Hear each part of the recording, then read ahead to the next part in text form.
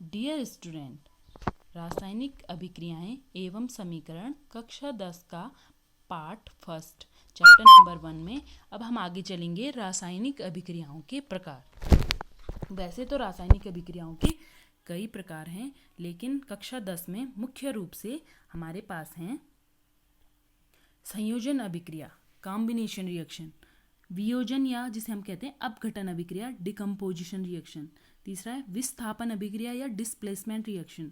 Fourth, द्विविस्थापन अभिक्रिया, double displacement reaction. And last, उपचयन अपचयन या रेडॉक्स रिएक्शन।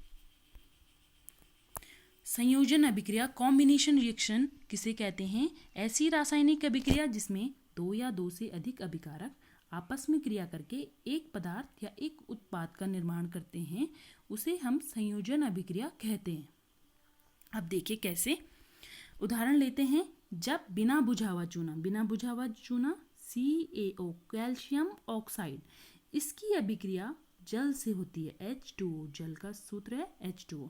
तो जब हम प्रयोगशाला, इसे घर पर इस प्रयोग को नहीं करना चाहिए, जब हम इसे प्रयोगशाला में करेंगे तो जब हम CaO की अभिक्रिया जल के साथ कराते हैं तो कैल्शियम हाइड्रोक्साइड, CaOH का होल ट्वाइस कैल्शियम हाइड्रोक्साइड बनता है।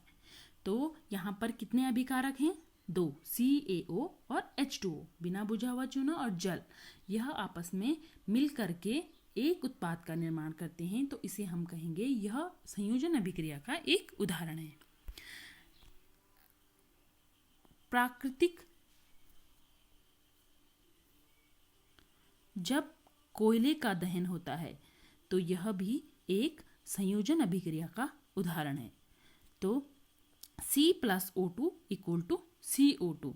C, कोयला जब जलाया जाता है या जलता है तो कार्बन डाइऑक्साइड और हीट निकलती है, तो हम कह सकते हैं कि यह भी एक कॉम्बिनेशन या संयोजन अभिक्रिया का उदाहरण है। यहाँ पर अभिकारक दो हैं और उत्पाद एक प्राप्त हुआ, तो यह एक संयोजन अभिक्रिया है।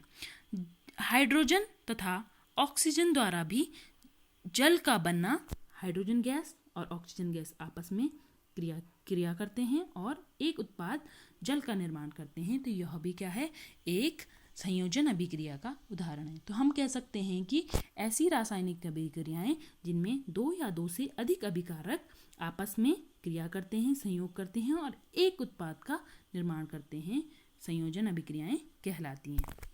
अब हमने देखा कोयले का दहन या बिना बुझा हुआ चूना जब जल से अभिक्रिया करता है, तो इन अभिक्रियाओं में उत्पाद में काफ़ी मात्रा में ऊष्मा निकलती है। अगर हम इस बीकर को हाथ लगाएं और यहाँ देखें कोयले के दहन में हीट निकल रही है, तो ऐसी अभिक्रियाएं जिनमें उत्पाद निर्माण के साथ साथ ऊष्मा तथा ऊर्जा भी मुक्त होती है, उसे ऊष्माक्षेपी अभिक्रिया कहते हैं। तो इन्हें हम आगे भी पढ़ेंगे।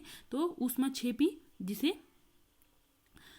कोयले का दहन, और यहाँ देखा हमने बिना बुझा हुआ चूना जब जल से अभिक्रिया करता है तो बुझे हुए चूने का निर्माण करता है, तो ये अभिक्रियाएं ऊष्माक्षेपी अभिक्रियाएं भी हैं। तो आगे हम दूसरा टाइप पढ़ेंगे, अपघटन अभिक्रिया या डिकम्पोजिशन या वियोजन अभिक्रिया का। Thank you, have a nice day.